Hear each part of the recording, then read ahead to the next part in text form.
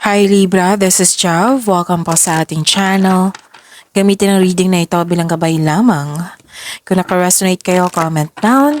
Kung hindi kayo naka-resonate, ibigay niyo po sa iba. Kasi general reading po ito. This is for you, Libra, ngayong June 9 to 15, 2025.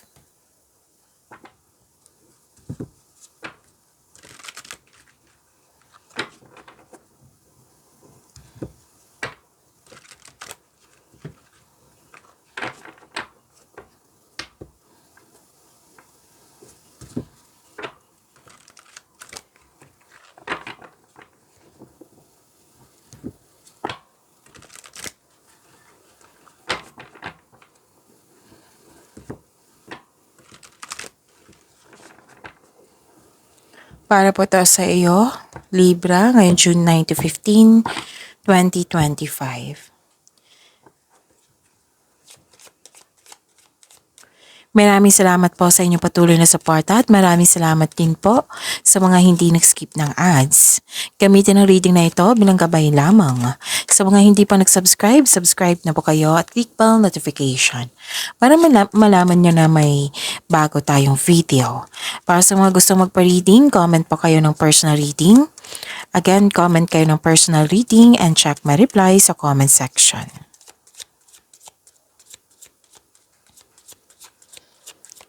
Mga ganap pa po para kay Libra ngayong June 9 to 15, 2025.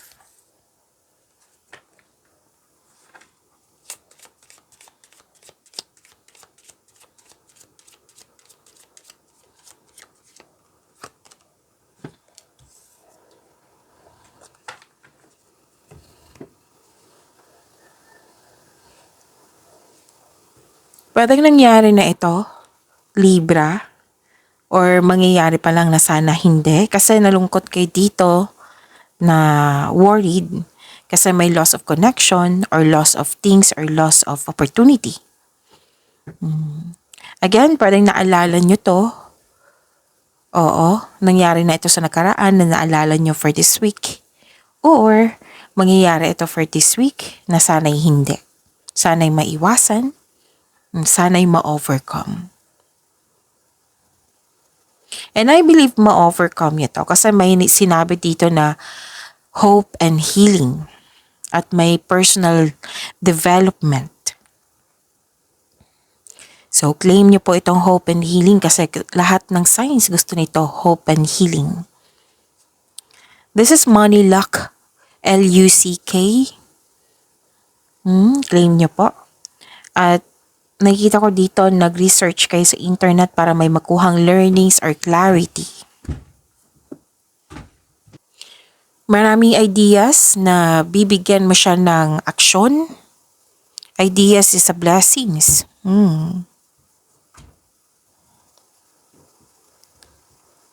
May fame and awards or pwedeng recognition ito. Nakilala ka. Career stability, kitang-kita ko dito, claim niyo po. May dumating na opportunities or project na bibigyan mo ito ng long-term plans. So, claim niyo po.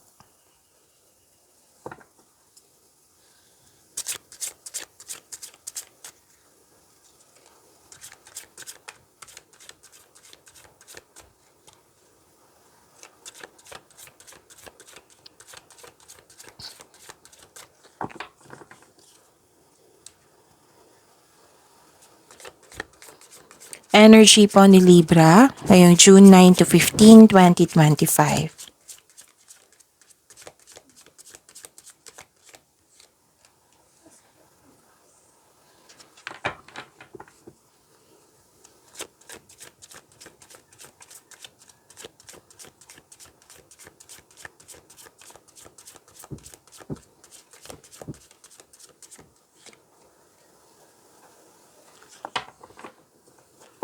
Kung may narinig kayo or may nakita kayong repeating message, meaning to say, pinupush ng course niyo yan.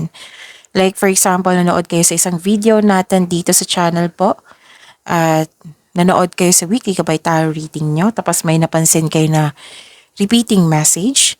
Yan po yung pinupush ng course nyo na kailangan yung bigyan ng atensyon, solusyon, at aksyon kung maaari po. So ano yung energy ni Libra?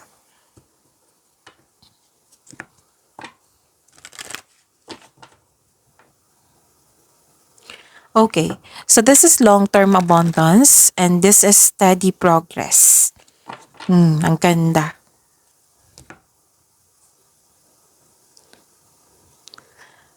Gusto niyong ma-achieve yung goal mo, yung pangarap mo sa buhay na pinagsikapan niyo. Ayaw niyo sa mga shortcut. Like for example, mabilis ang pagyaman. Gusto niyo pinaghirapan talaga. Na magbubunga ng pinakamatagal at may makabuluhang resulta. Ang sabi ng card dito, mag-create po kayo gumawa kayo ng konkretong plano para maiwasan ang pagka-burnout. At ang iyong routine ay magiging tagumpay sa pang-araw-araw na pagsasanay.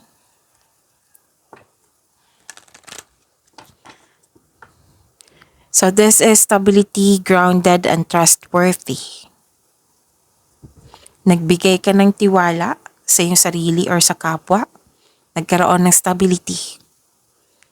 Ayaw mo ng complication, ayaw mo ng away. Sabi po ng card dito, iwasan nyo pong mag-rush. Yung take things slow. Kung sa connection to sa isang tao, take things slow. Kilalanin ng mabuti. Kumbaga, huwag magmadali.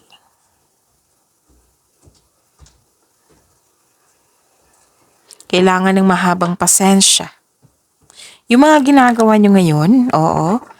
Kung recording to sa passion nyo, sa project nyo, sa career nyo, ito ay magbubunga ng masaganang resulta basta habaan lang po ng pasensya. Continue to take steady action. Kailangan ng mahabang pasensya at be realistic about your expectation.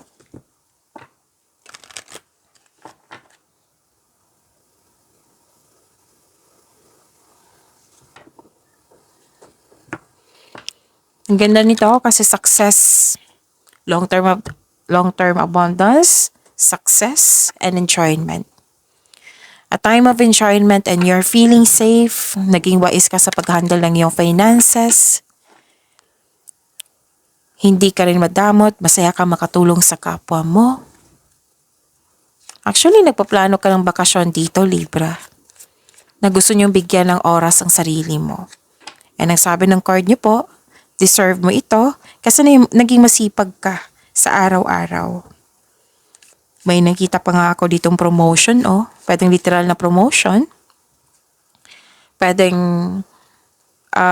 pag-level up to sa inyong posisyon. Pwedeng pagtaas ng kita, sweldo, or allowance. Pwede din maraming orders, maraming customer. And this is your lucky week, sabi ng card dito. Libra, so claim niyo po. And I consider this is harvest time. Lahat ng tinanim mo nagbo-bloom. And you've been doing a great job to love yourself. You love yourself more. So sabi ng card dito, do something special for yourself, Libra. Treat mo yung sarili mo kasi deserve mo ito. Kasi naging mahusay ka sa yung daily routine sa buhay. Nakita ko pa nga dito na may financial security. So, kaya nga, relax and enjoy mo yung achievement mo. Take a break. Para sa pagbalik mo, recharge ka na.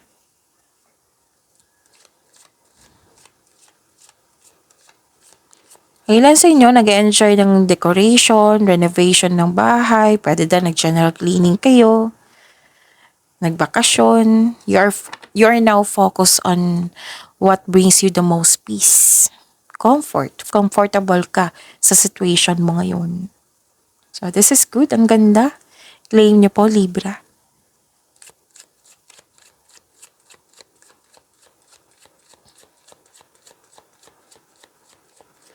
Spirits, guide angels, archangels, guardian angels, message pa para kay Libra. Ito yung nag-clarify sa inyo oracle cards here na marami kayong ideas, maraming blessings. Ideas is a blessing. Sabi po ni Archangel Uriel, yes, your idea is divinely guided. Please take action to bring your idea to fruition. Fruition pa rin to. Ang ganda. So, yung ideas na binigay sa inyo, that is divinely guided, di ba? That is a blessing from the universe.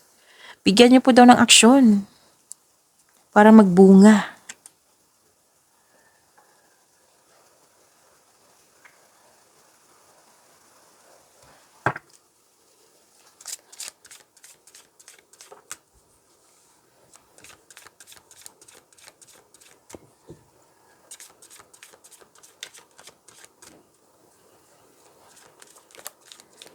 Career and money po ni Libra. Ngayong June 9 to 15, 2025.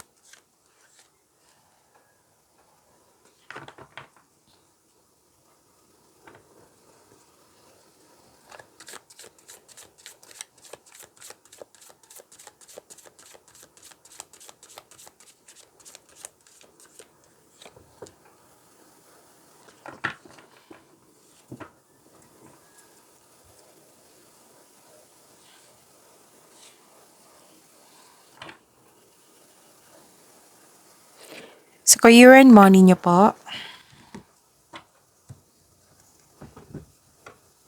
may parating na offer, Libra. Pwedeng new opportunity or project na sinabi din dito sa oracle cards nyo. 'Di ba? Career stability. May dumating na opportunity or project ito at bibigyan mo siya ng long-term plans, right? Yung sabi ko kanina. Lumabas dito sa career and money mo. Magbibigay ito ng excitement. Exciting offer, exciting project, exciting opportunity. Marahil lang yung boss, amo, or sa isang tao, nag-offer sa'yo ng much needed support. Pwede rin pagtaas ng posisyon or sweldo. So this is the second card na may sabi na may promotion. Diba? Lumabas dito sa energy cards nyo, lumabas din sa career and money nyo po. Kung feeling mo stagnant kayo ngayon, open your mind to the inspiration. Kailangan yung ma-enjoy mo yung mga ginagawa mo. Kung may bagong tao sa inyong buhay, regarding pa to sa career and money ha, kilalanin ng mabuti. Hindi naman sinabi ng card dito na masama siya, basta kilalanin ng mabuti. And good news is on the way. Parang may bago kayong kasamahan. Yung advice ng card dito, di ba? May taong mag-offer or bagong tao. So, kilalanin ng mabuti, sabi ng card. Hindi naman sinabi dito na kilalanin mabuti kasi may masama siya. Wala. Wala po. Kilalanin lang po ng mabuti.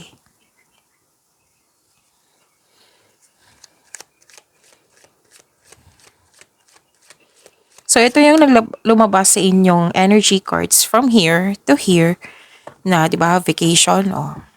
May rest dito eh.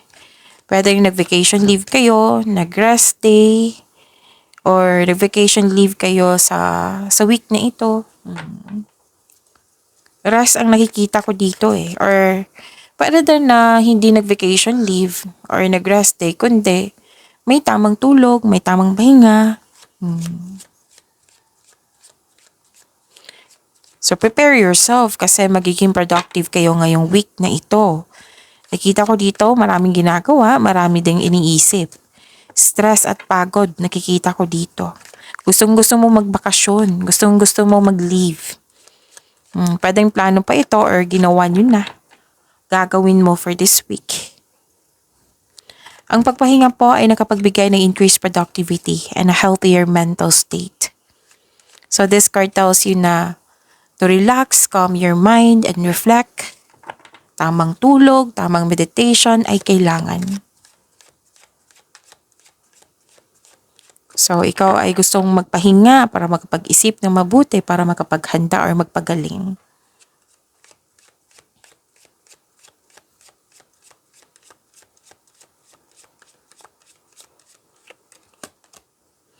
Gift. You will discover new talents that will lead to new opportunities. Use opportunities that arise. Talents, hobbies, i-improve nyo kasi magagamit nyo pandagdag, yung para magkaroon kayo ng dagdag income. So, gumagawa kayo ng passive income. Kasi magbibigay ito ng mga opportunities sa iyo. O sa inyong hidden talents, hobbies nyo, makapagbigay ito ng pera sa iyo. So use opportunities that arise.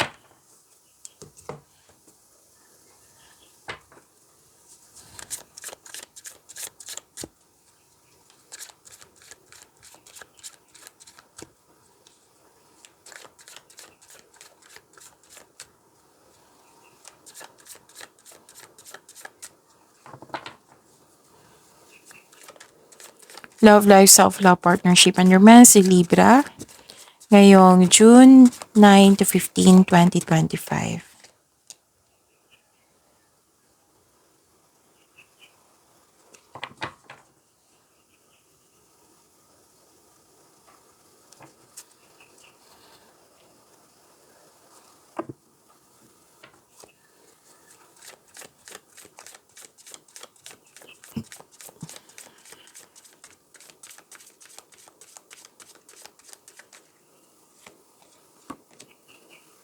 Andito po si Angel of Prophecy.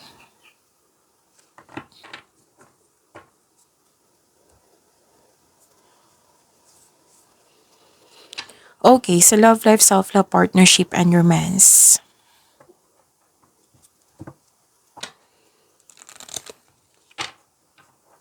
Sa mga single dito, may parating na romantic partner na papasok sa iyong buhay ngayon.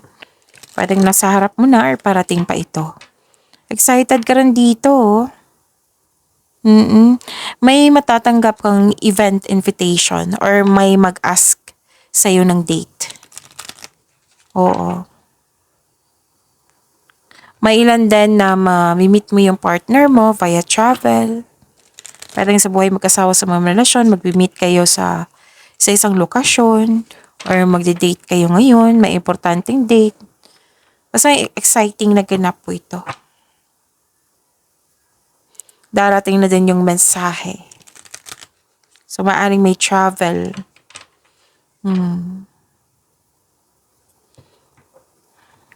Busy ka rin dito, oh.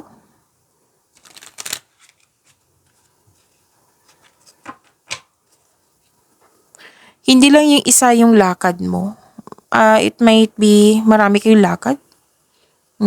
Kasi magiging busy kayo. Expect na magiging busy kayo. Quick action, puro movement nakikita ko dito, Libra. So prepare yourself na magiging busy kayo ngayon.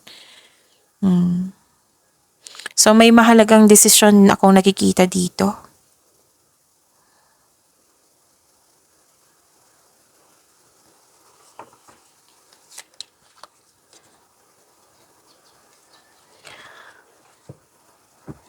Sa mga single po, ang ilan sa inyo ayaw pa ng commitment. May ibang maliligaw na friend zone mo. Ang ilan sa inyo nag-decide dito na unahin mo yung sarili mo. It might be this is na decision, yung sabi ko kanina na may importanteng decision. It might be this is the one na nag-decide kayo para sa inyong sarili. Na gusto nyo i-prior nyo yung sarili nyo. So, kailangan nyo ng time for reflection. Okay? Kasi may pagsasakripisyo dito, pagsusuko. Nag-iisip ka dito eh. So, this card asks you to try to invest your time wisely. Tapos, time for reflection, importante dito. Siguraduhin kung final ba yung desisyon mo. Sa mga relasyon, sa buhay mag-asawa, kausapin nyo yung person nyo. Kasi may mga question dito eh. It might be this is you or it might be this person, your person. Kasi nag-iisip dito ng worth it ba magstay kasi ilang years na wala pa ako nakikitang level up. Gusto ng growth eh. It might be this is you, it might be this is about your partner. Kailangan nyo mag-usap. Hindi naman pwede na kayo lang mag-isa niyan kasi relasyon yan. Teamwork yan. Kaya nga, nag-advise dito, pag-isipan ng mabuti, diba, yung desisyon nyo. Express your love. It is important to let people know that you love them. You have nothing to lose. Pagyamanin niyo po yung blessings na binigay sa inyo. Libra, see you tomorrow. Maraming salamat po.